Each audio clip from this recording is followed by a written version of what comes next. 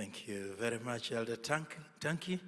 We appreciate you and the role you have played as chair to CBF, together with the patron. Thank you very much, Pastor Jacob, and the work that you have put in getting together these 3,600 women. And thank you very much, my dear wife, Elizabeth, for mobilizing the women through the WM chapters and being able to get so many of them together. And those that have come from outside Citam, we do welcome you and really, really appreciate you for joining with us as we work together towards building a Kenya which is more self-reliant and where people can take care of their home matters. Thank you very much. So I appreciate you, and to our sponsors, much appreciation, my dear brother. Good to see you here. I thought I would be, should I say, a lion in a den full of Daniels. That's terrifying. One lion in a den full of Daniels. But glad to see you here. Thank you very much. And a few other scattered men who are in the congregation. Glad you are here to be with us. We really appreciate you all. I came from a meeting, so I was not able to be with you in the morning at one of the governance meetings taking place in the morning. I left them there, and there are a number of ladies who had said they were willing to come. They wanted to just leave the meeting and come. They sent me to greet you, the Deacon Board members. I do hope you receive their greetings. Thank you. I'm sure the other organ, the Council of Elders, some of them were invited. I've seen Elder Teresia Fio somewhere. Did I see you somewhere? There you are. God bless you. And I don't know if any of the other elders are also here with us, the Council of Elders of Citam. Thank you all for coming to be here. I do not know my role in the launch of the new members system, except to roll it and to say it's open and we pray together. But before I do that, just allow me to share some few thoughts. And because I missed the morning, I don't know whether what I'm thinking about, someone has already said it before. I had the word pasu quite a bit of time. And I'd also written the word pasu in my notes a little earlier on. So just allow me to look with us. I'm a pastor, I'm a preacher. I can't say too much without looking at the Bible. The book of Genesis chapter 30, verse 27. Genesis chapter 30, verse 27. I just want to highlight a few things from this story about Jacob, and then we will launch our new system. Genesis chapter 30 and verse 27. And Laban said to him, "Please stay if I have found favor in your eyes, for I have learned my experience that the Lord has blessed me for your sake." Jacob is being asked this because he threatened his employer. He said to his employer, "I'm leaving. I'm going away." So the employer says, "Stay." Why do you want to stay? Stay because through you, I have learned that the Lord has blessed me for your sake. In other words, you are the one who has worked so hard to make me rich as an employer. And those who stay in employment, that's actually what you're doing.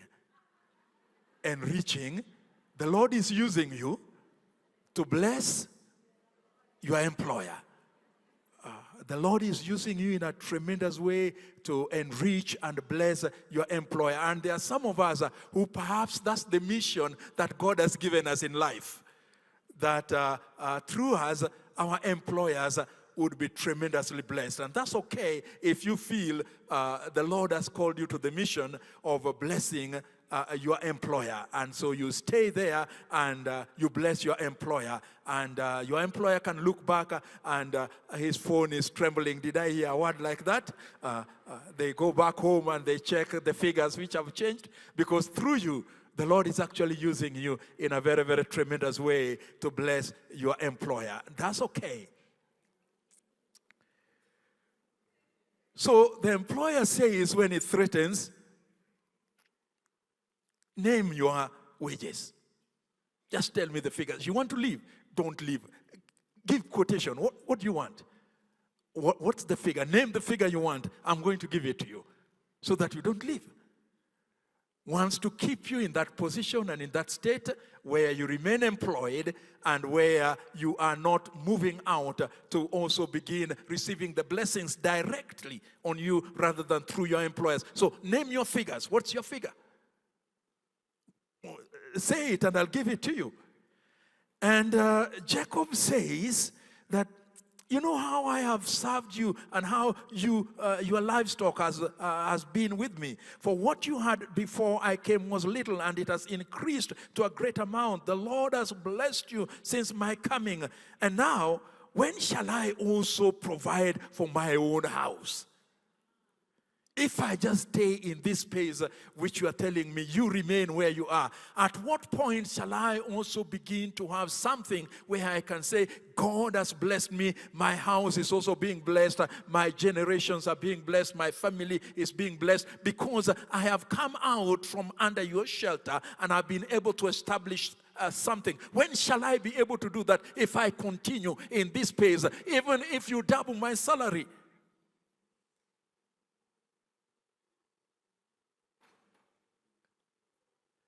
That sometimes there is the need for the courage to step out by asking that question.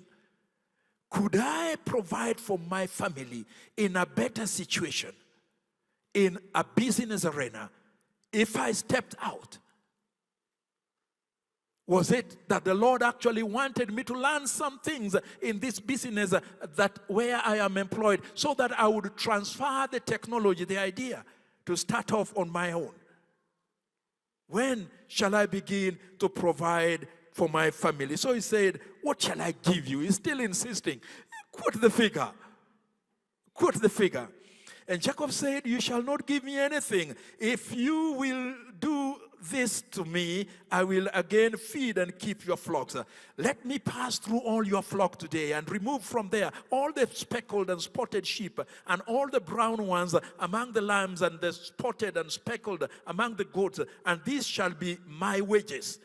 So my righteousness will answer for me in time to come. When the subject of my wages comes before you, everyone that is not speckled and spotted among the goats and brown among the lambs will be considered stolen if it is found with me. In other words, I want to go to such a point where I'm now also multiplying my wealth. And the way I want us to do it is, here are the sheep, here are the goats. Some are white, some are spotted. Now, we will remove all the spotted ones from the flocks. As a matter of fact, he said he walked 3 journeys away with them so that they don't interact with any other at all. We'll remove them all. And then the white ones are the ones that will remain that I will take care of. And as I take care of the white ones, if they give birth to a spotted one, that will be mine. If they give birth to white ones, those are yours. If you find any spotted, any white one among my flock, you call me a thief. I've stolen that one. Agreed? Agreed. Because he thought this is very, very simple. And Laban say, oh, that it was according to your word. Excellent idea. Where will you get male ones to be able to sire spotted ones? Excellent idea. So agreed. So he removed them a day's journey, the male ones and goats and speckled ones and the female goats that were speckled and spotted. Everyone that had some spot, he removed them and took them away and gave them to his sons to take care of.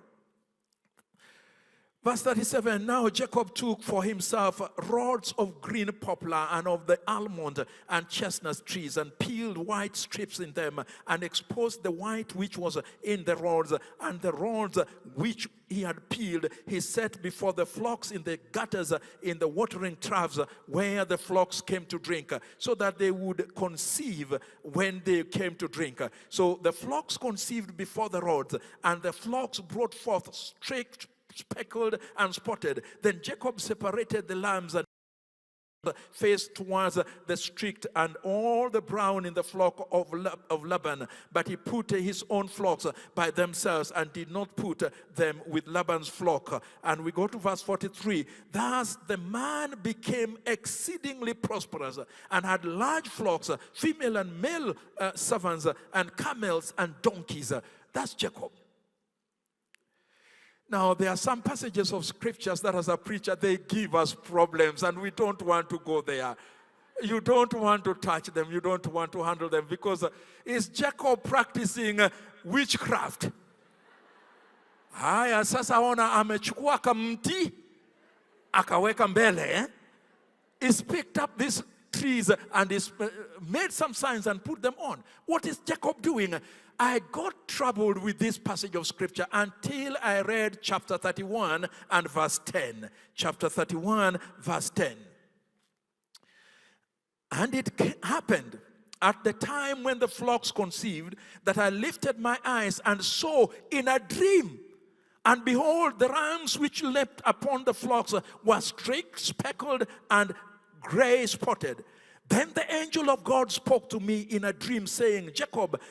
And I said, here I am. And he said, lift your eyes now and see all the rams which leap on the flocks are streaked, speckled, and gray spotted. So I have seen all that Laban is doing to you. I am the God of Bethel, where you anointed the pillar and where you made a vow to me. Now arise, get out of this land and return to your family.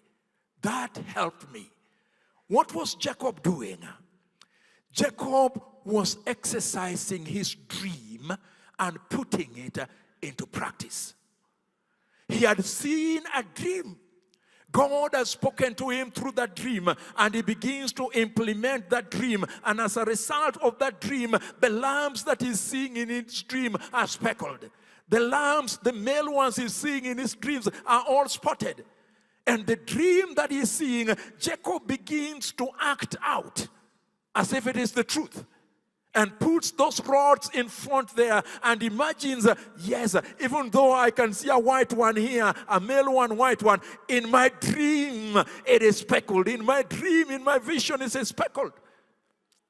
And as a result of that, the lambs that Jacob was getting were speckled lambs.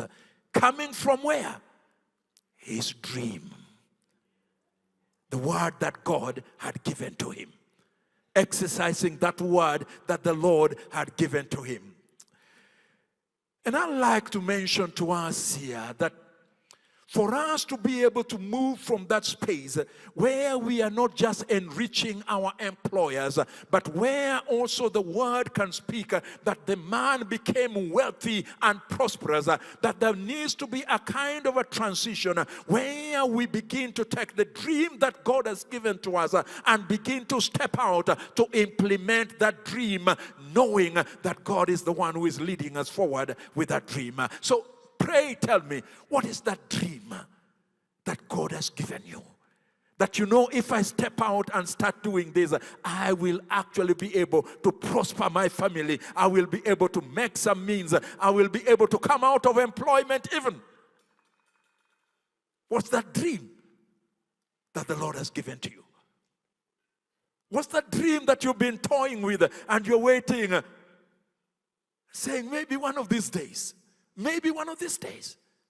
Is it possible that it might be time for some of us might be able to run it at the same time as your employment, running in terms of your employment, but also running that dreams? Or for some of us to say, maybe for me to fulfill this dream, I can't be able to do it in my employment.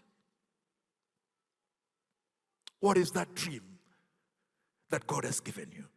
Maybe you've been in business and you've tried this and tried that, but there is this big dream that you say, that's too big. That one I can't try. What is the dream that God has given to you? My encouragement today as we launch out and as we step out from this ladies' conference is that pursue your dream. Pursue your dream and let God lead you into fulfillment of that dream. Thank you very much, Elder Tanki.